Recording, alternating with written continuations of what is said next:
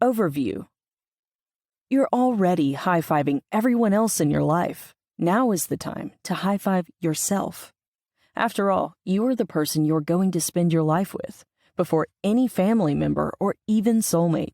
Therefore, you need to put yourself first and build a strong relationship with yourself.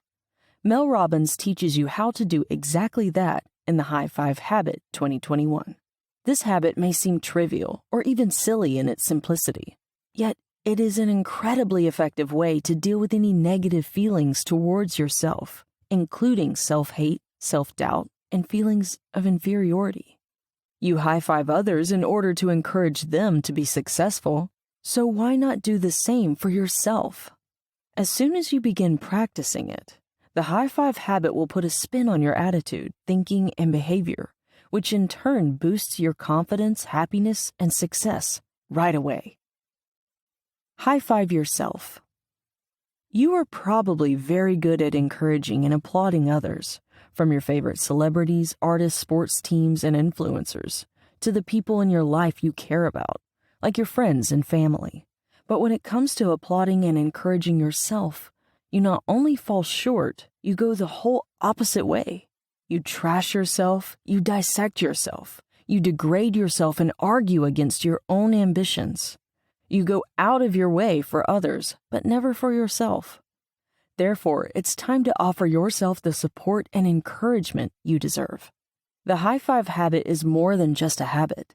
It's a comprehensive approach to life, a tried and true mentality, and offers powerful tools for reprogramming your subconscious habits.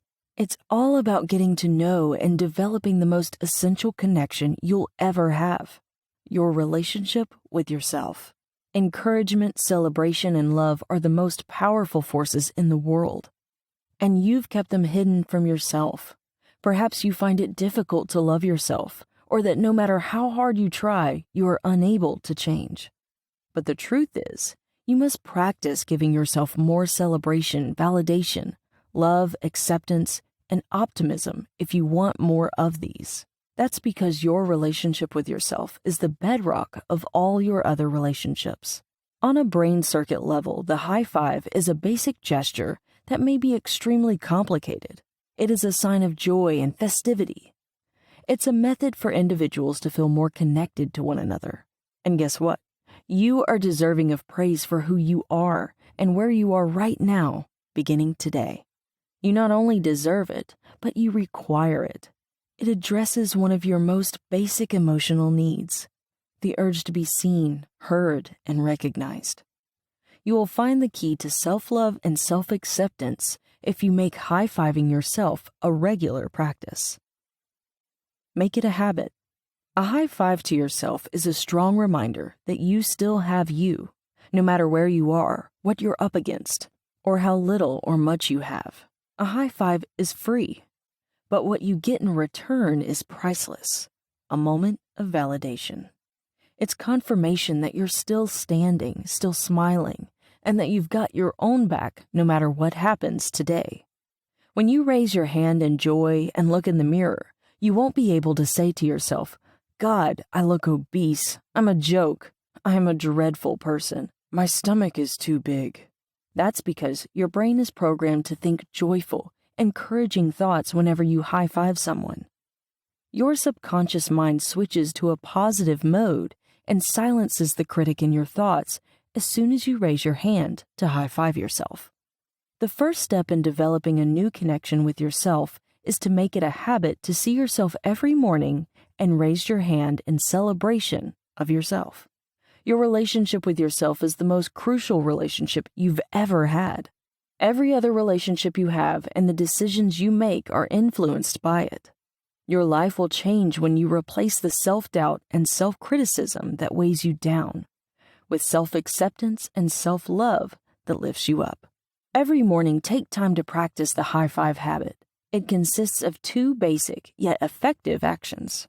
First, just be with yourself for a second while standing in front of the mirror. Don't be concerned about your appearance. Go a step beyond. See the person that resides within that body, the spirit underneath the surface, and the soul hidden behind that mask. Then, when you're ready, Give yourself a high five in the mirror. Take note of how your mind becomes silent. You may experience an increase in energy. It's possible that you'll feel at ease. It's a significant moment. You're telling yourself without saying anything, I love you, I see you, and I believe in you. Mirror face. If you believe there is anything wrong with you, high-fiving yourself in the mirror will seem dumb, stupid, or cheesy because you believe you aren't deserving of praise until you've corrected whatever it is that's wrong. This is also why receiving compliments makes you feel uneasy. You can't believe what you're hearing. That is why you are unable to accept it. Celebrating yourself is as unusual as walking on your hands or eating with your feet, and that's why it's rejected by your subconscious mind. Do you want to witness your subconscious at work? Simply examine yourself in the mirror or pay attention to what you do when someone attempts to photograph you. Everybody has a mirror face. You unconsciously perceive what you need to correct in the mirror and then alter your face to make it more beautiful. This is what science has to say about mirror faces. We all have automatic thoughts that we experience so regularly that they have become the norm, like a rut on the road. The good news is, you can intentionally modify your default style of thinking and doing by consciously changing your behaviors or ideas. A neuroplastic response is the term for this purposeful alteration. Your default thinking and your mirror face are currently causing you to be hyper-focused on what's wrong. Fortunately, you have the power to alter it. So stop probing, prying, and pulling yourself apart the next time you stand in front of a mirror. Instead, begin each day by looking for traits in yourself that you admire, the small details you hadn't noticed before, your strength, your instincts, and how well your body has looked after you. How to transform. There is no such thing as a quick fix when it comes to change. Every day you must build on it in small ways. It's impossible to buy self-esteem or self-love. You must construct it. A different residence or a club membership will not change who you are on the inside. You must confront the part of yourself that you despise. Forgive yourself for the harm you've caused, especially to yourself, and try to improve yourself. It is the only way to achieve the self-respect and self-esteem you seek. In life, there are do-overs. Every morning when you wake up, look in the mirror and select who you want to be for the day. You get one. You have a choice. The ability to change. You can't go back in time, but you can take control of your own destiny by using the time you have to alter your behavior and write a new chapter that makes you proud. The most difficult aspect is shifting your attention away from what you despise and toward what you want to achieve. After all, even if you sail, your most powerful instructors are the worst things you've done, observed, or survived. Stop berating yourself for what occurred and start unpacking it. Discover the lessons weaved within every blunder you've made and every terrible event you've had. Clean your reticular activating system. Negative thoughts that won't go away are like a hazy residue from your existence. Other people's opinions, negative self-talk, rejections, disappointments, heartache, prejudice, trauma, remorse, and self-doubt have been building up since you were a child. These events have accumulated mental lint. It clogs your thoughts and prevents you from appreciating yourself. This is not just a metaphor. There is actually a filter in your brain called the Reticular Activating System, or RAS. It's a living network of neurons that rests on top of your brain like a hairnet. Negative events have a tendency to become lodged in the RAS. That's why you stay trapped in the past when your RAS is clogged with old ideas, beliefs, and experiences. And that's why you keep making the same errors, having the same negative ideas, and live in your mind's echo chamber. The high five habit works like rubbing your thumb and fingers against the lint in the filter and peeling off all the gunk that has accumulated. It's not something you do once and then forget about. It's something you should do every day. The trick is to keep that negative energy at bay. You must learn how to remove that residue out of your system on a daily basis in order for it not to stick. Keep looking for hearts. Good people make mistakes all the time.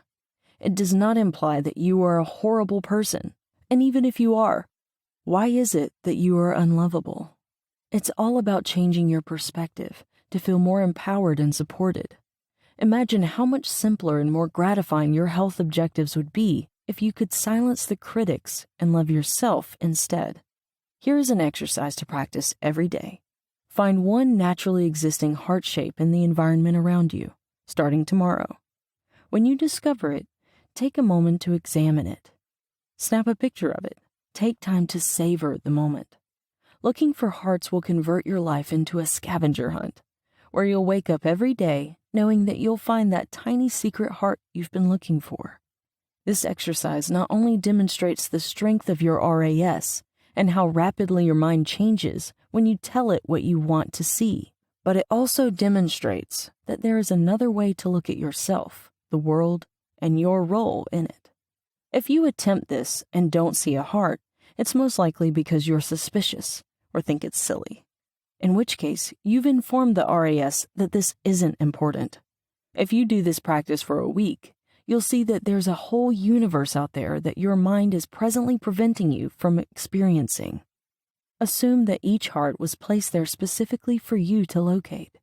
Close your eyes for a moment, smile, and see if you can feel that warm surge of connection to a greater power. You must remove whatever is keeping you from taking action in your life if you want to have an open mind and flip these negative ideas. I'm not thinking about it. Say to yourself the next time you have a negative thought. Declare your new conviction.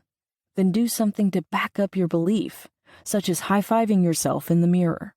Remember, never walk out of a restroom without giving yourself a high five in the mirror.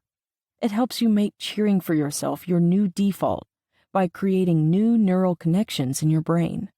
Yes, life has left a residue on your mind's filter, but you can reverse that by developing this new habit. Jealousy. Everyone has felt as though their dream has been snatched from them at some time in their lives. Instead of working towards the life you want, jealousy takes control, and you begin a cycle of negative thoughts and feelings about yourself. However, jealousy is a sign that you can and should get what you want. You may change your mentality to become more enthusiastic about your future and to have the courage to create the life you desire. You must understand that none of the other individuals you are envious of have beaten you. They're paving the way for you to follow in their footsteps and achieve success as well. So instead of seeing yourself as a loser, consider yourself as a partner in your success. Accept yourself as your best life partner, and you'll be surprised at the other alliances you create in order to obtain what you want. You will change if you see the possibilities in life. Instead of stewing in envy, you will become someone who can high-five their way ahead. It's easy and extremely beautiful to turn envy into inspiration. It validates our core human nature, which is that we are all co-creators of this magnificent existence. We are all inextricably and energetically linked. Everyone can benefit from one person's achievement. From guilt to Thanksgiving. One of the strongest feelings in the world is guilt. If you're prone to experiencing it, you'll need to learn how to break free. When you're dealing with toxic guilt, you tend to say, "I'm sorry," a lot. Please, no more apologies. Instead, start saying thank you. After all, your first and most important allegiance is to yourself, not a bank, a spouse, a kid, or your parents. And the sooner you put yourself first, the sooner you'll be able to teach everyone else how to do the same. It's easy to overlook how satisfying it is to help others, so remember to do so. Thanking those who help you honors them and makes them feel wonderful. So give yourself and the people in your life some love. Live your life to the fullest. Allow individuals to express their emotions and show them that you care. That's how you get rid of the guilt and live a life full of high fives. Start right now. You can wake up every day, look in the mirror, and give yourself a high five. Alternatively, you may mutter, "Ugh," and keep driving in circles. You have the ability to make anything happen. It will, however, be up to you. You'll always find a million reasons not to do it, not to feel like it, not to believe in yourself. But the only thing that counts in your life is what you do. The more regularly you take action, the more likely you are to believe in yourself, because you will see the evidence that you are not the type of person who sits around feeling unworthy. After all, there is no such thing as a perfect time, strategy, or occasion. Right now is all there is, and you're right on schedule. However, the clock is ticking. So if you want a different future, act like it. Start, no matter how terrified you are. Every day, give a high five to the person you see in the mirror when you get up. Then decide on a deadline and go to work. Manifesting your dreams. According to neuroscience studies, visualizing makes it simpler to focus on your objectives and aspirations by changing your RAS to notice chances that fit the mental image you just generated. Yet, a UCLA study found that in order for visualization to truly help you achieve your objectives, you must see yourself doing the difficult, irritating, tiny actions necessary to get there. This is because brain scans have revealed that when we envision ourselves executing an activity, we stimulate the brain areas as when we really perform that action. As a result, you can mentally practice your future actions. You are more likely to follow through on an activity if you visualize it first. It's important to remember that our actions produce outcomes. So to manifest confidence, you must visualize yourself taking all of the tiny, inconvenient steps along the road, rather than reveling in the glory of triumph at the finish line. Your life is instructing you in some way. It's preparing you for something incredible that you won't be able to see. Remember, the pain will pass. You must keep your mind open and your filter clear. Dreams do not vanish. They were designed for you, and you were born with them. That is to say, you carry them with you everywhere you go and in whatever version of yourself you construct. As a result, you should stop fleeing and begin leaning towards them. We are called to be the greatest and highest versions of ourselves in many ways. We want a high-five marriage, high-five friendships, and a high-five career. Believe that you can high-five your way to your dream no matter where it is in your life. Author's style. Mel Robbins' writing style is friendly, engaging, and dynamic. She refers to readers as you in all caps to appeal to their sense of self and give them the confidence that they matter, which is what she is trying to achieve in this book. She tends to use short sentences, and the chapters are divided into many smaller sections, written more like blog posts. Author's perspective. Mel Robbins is an American author, criminal defense attorney, and entrepreneur. She earned her bachelor's degree from Dartmouth College and her law degree from Boston College. Millions of people have seen her on multiple TV shows. We hope you enjoyed the insights on Mel Robbins' The High Five Habit. Purchase the book to learn more.